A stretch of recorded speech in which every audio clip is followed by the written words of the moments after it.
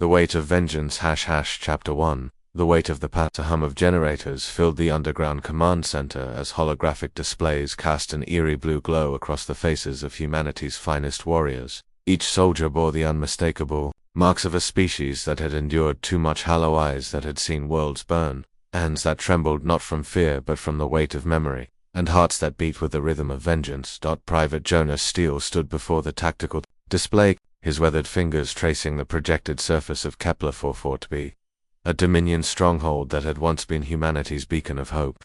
The irony wasn't lost on him. They were planning to destroy what they had once called home. The planet's crimson surface pulsed with enemy installations, each one a reminder of humanity's exile, their forced march into the dark corners of the galaxy.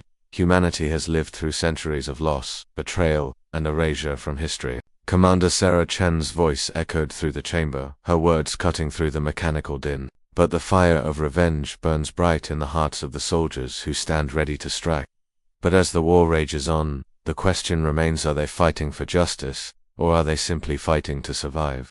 Around the room, soldiers sharpened plasma blades and calibrated their exosuits, each preparing for what could be their final battle. The air was thick with tension and the acrid smell of fierce sweat. In the corner, Lieutenant Evelyn Shaw reviewed casualty reports from their last engagement, numbers that had become more than statistics. They were names, faces, stories cut short by Dominion brutality. Jonas closed his eyes and let the memories wash over him. The screams of children as Dominion forces descended on Earth's last city, the sight of his sister's body, twisted and broken among the ruins of their family farm, the cold laugh of a Dominion commander as he ordered the execution of human prisoners. These images had sustained him through years of guerrilla warfare, fueling his rage when exhaustion threatened to claim him. But now, standing on the precipice of humanity's greatest offensive, Jonas felt something else creeping in. Doubt. Was the fire in his chest really justice, or was it just hate wearing a noble mask? Chapter 2.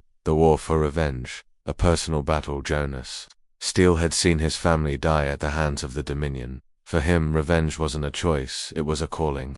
But for Lieutenant Shaw, revenge felt hollow, like a wound that could never heal. Both were soldiers, both driven by the same enemy, but their reasons for fighting were as different as night and day. The briefing room fell silent as holographic images of the Dominion's atrocities flickered before them. Jonas's jaw tightened as he watched footage of human colonies being systematically destroyed, their populations either enslaved or eliminated. Each frame was a fresh wound, a reminder of why they fought. I was 12 when they came to Harmony Station, Jonas said quietly, his voice barely audible above the hum of machinery. My sister Emma was only 8. She loved to draw pictures of Earth, a place she'd never seen but dreamed of visiting. His hands clenched into fists. They made us watch as they burned her drawings. Said humanity had no right to remember what they'd lost. Lieutenant Shaw studied Jonas's face, seeing the pain etched in every line. She had her own memories: the siege of New Geneva, where she'd lost her entire platoon in a futile defense of a civilian evacuation site. But where Jonas had found fury, Shaw had found something else: the crushing weight of responsibility. Revenge won't bring them back, Shaw said softly, her words carrying the weight of years spent questioning their cause. I've killed hundreds of Dominion soldiers, Jonas, shot them, stabbed them, watched the life leave their eyes. And you know what? I still see my squad's faces every night. The hatred doesn't fill the void, it just makes it deeper. Jonas turned to face her, his eyes blazing with barely contained rage. Then what do you suggest, Lieutenant? That we forgive them? That we forget what they did to us? I suggest we remember why we're fighting, Shaw replied, her voice steady despite the tremor in her hands. Are we fighting to honor the dead, or are we fighting to ensure the living have a future worth having? The question hung in the air like smoke from a distant fire. Around them, other soldiers continued their preparations, but the conversation had drawn several pairs of eyes. Each warrior carried their own burden, their own reason for being there. Sergeant Maria Santos, whose parents had been executed for teaching human children their native language, methodically checked her weapons charge. Corporal David Kim, who'd watched his wife die of starvation in a Dominion internment camp, practiced combat maneuvers with mechanical precision. Each soldier was a living embodiment of humanity's suffering, and each one burned with the need to make their oppressors pay. But as Shaw looked around the room, she wondered if they were becoming the very thing they fought, against a force driven by hatred rather than hope. Chapter 3. The battle for a fallen world. The assault began at 0600 hours. as human dropships descended through Kepler 4 for 2b's atmosphere. Like falling stars, Jonas gripped his plasma rifle tighter as the ship shuddered under enemy fire. Anti-aircraft batteries lighting up the dawn sky with deadly precision. The ground trembled beneath their feet as the human soldiers stormed the planet's surface. For every step they paid with blood, but each inch gained brought them closer to something more, something beyond revenge. The landing was chaos incarnate. Dominion forces had anticipated their arrival, turning the planet's surface into a killing field of automated turrets and entrenched positions. Human soldiers poured from their transports, exosuits gleaming in the alien sun as they charged across the scorched landscape. Jonas's squad moved with practiced efficiency, their years of guerrilla warfare serving them well against the Dominion's rigid tactical doctrine. They weaved between crater lips and ruined buildings, using the devastation of previous battles as cover. The irony wasn't lost on him. They were fighting through the bones of their own civilization, the remnants of humanity's first attempt to claim this world. Contact front. Shaw's voice crackled through the cum as Dominion infantry emerged from concealed positions. The aliens moved with an unsettling grace, their scaled hides reflecting the morning light as they returned fire with precise, calculated bursts. Jonas felt the familiar surge of adrenaline as he engaged the enemy. Each shot was personal, each kill a small payment against the massive debt of suffering the Dominion owed humanity. But as he watched a young Dominion soldier fall, barely more than a child by their species standards, something twisted in his chest.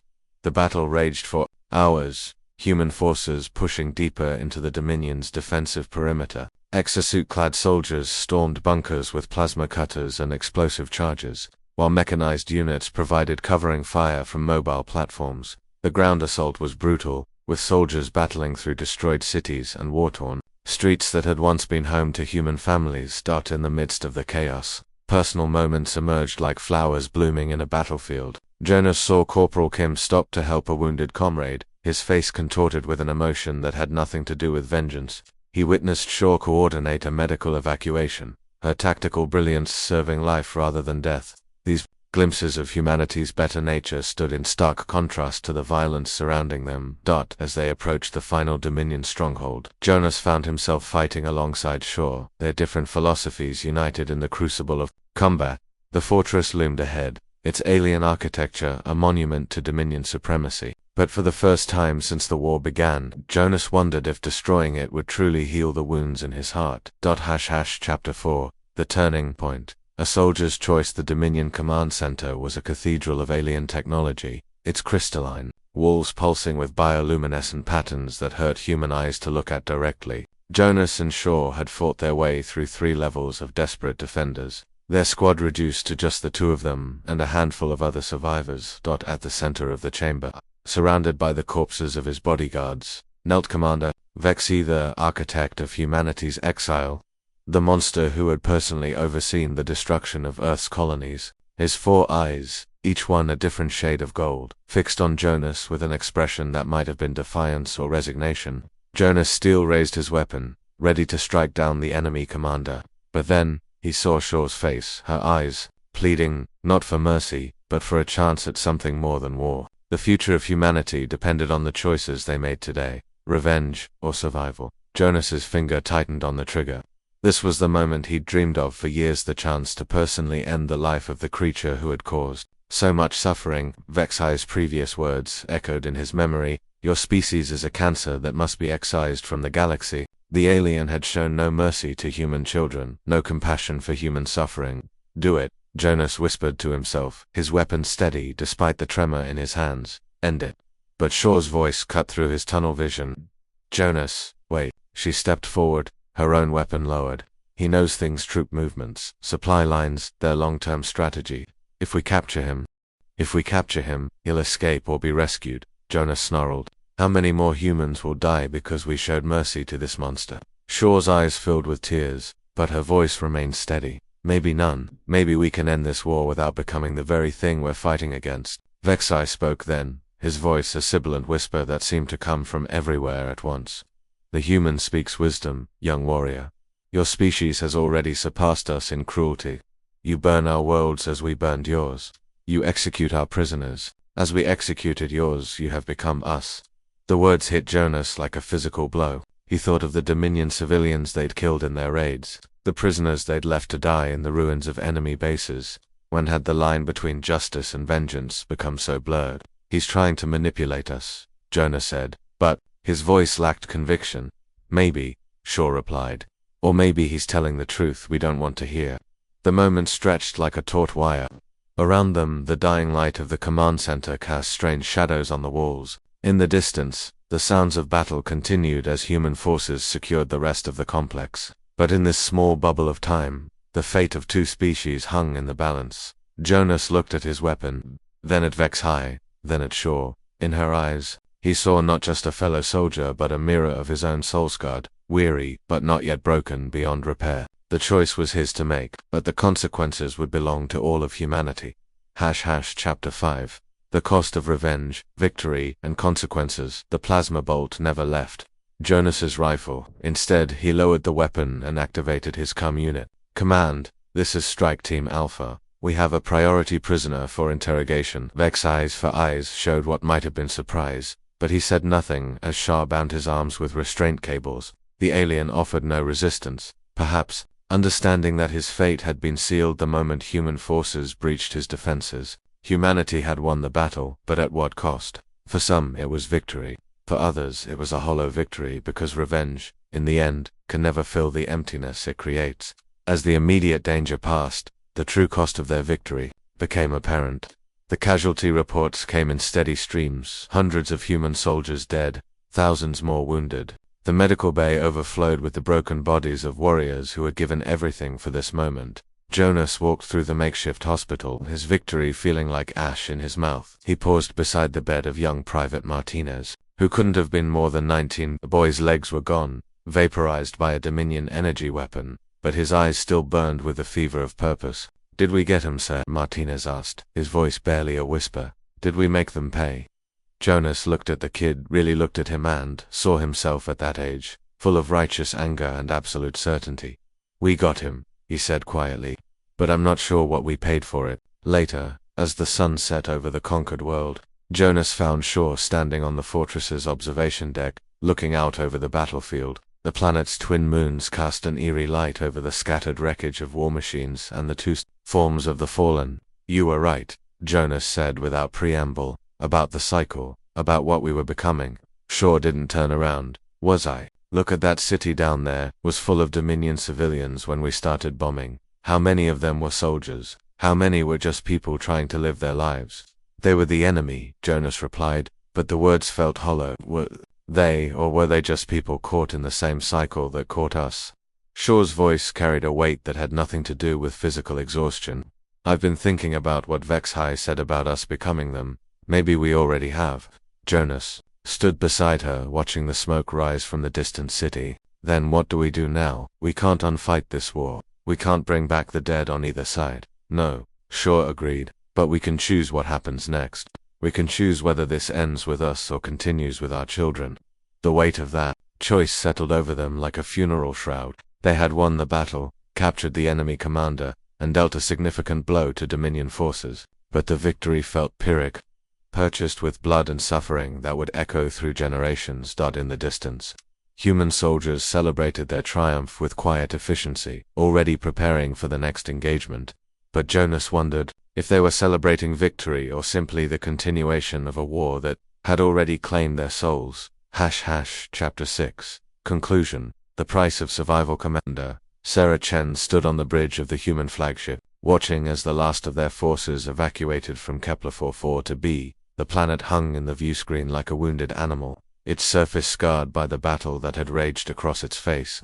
In the cargo bay below, HFY remained in custody, his interrogation scheduled to begin as soon as they reached safe harbor. The battle for revenge was won, but the war is far from over. Humanity has only begun to realize that survival isn't just about fighting for the past, it's about what they choose to build for the future.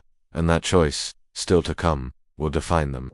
The intelligence they'd gained from the captured commander was already reshaping their understanding of the conflict. The Dominion wasn't the monolithic empire they'd believed, it was a coalition of species. Some willing, others pressed into service by fear and necessity. The revelation had sparked intense debate among the human leadership about the nature of their enemy and the goals of their war. Jonas sat in the ship's memorial chapel, surrounded by holographic images of the fallen. His sister Emma's face smiled at him from among the display of martyrs. Her child's drawing of Earth floating beside her portrait. But now, instead of fueling his anger, the image filled him with a profound sadness. "I don't know if I'm fighting for you anymore," he whispered to the hologram. "I don't know if I ever was." Shaw found him there hours later, her own ghosts haunting her steps. "The interrogation is starting," she said quietly. "Command wants us both there. We're the ones who brought him in." Jonas nodded but didn't move. "Shaw, what if we're wrong about everything? What if there's no such thing as a just war? What if we're all just killers pretending to be heroes?" "Then we stop pretending," she replied. "We face what we've become and decide what we want to be." As they walked toward the interrogation chamber, Jonas felt the weight of the future pressing down on him. The war would continue, that much was certain. But perhaps, in the crucible of their victory, humanity had found something more valuable than revenge, the wisdom to question their own righteousness. The door to the interrogation chamber slid open, revealing Vexai seated at a metal table, his 4 eyes fixed on some point beyond the present moment. In his alien features, Jonas saw not the monster of his nightmares but a reflection of his own weariness, a soldier who had fought too long in a war that had consumed everything he once held sacred. "Commander," Shaw said formally, "we're ready to begin." But as Jonas took his seat across from the alien who had destroyed his world, he realized that the real interrogation wouldn't be of their prisoner. It would be of themselves, their motives, their methods, and their hopes for a future that might yet be worth the price they'd paid to reach it. The war for revenge was over. The war for humanity's soul was just beginning. This space battle story explores the complex themes of revenge, justice, and the moral cost of war through the lens of humanity's struggle against the Dominion. The narrative follows soldiers, like Jonas Steele and Lieutenant Shaw, as they grapple with the question of whether their fight is truly about justice or simply perpetuating a cycle of violence. Through intense combat sequences, personal revelations, and moral dilemmas, the story examines how the pursuit of vengeance can both drive and corrupt those who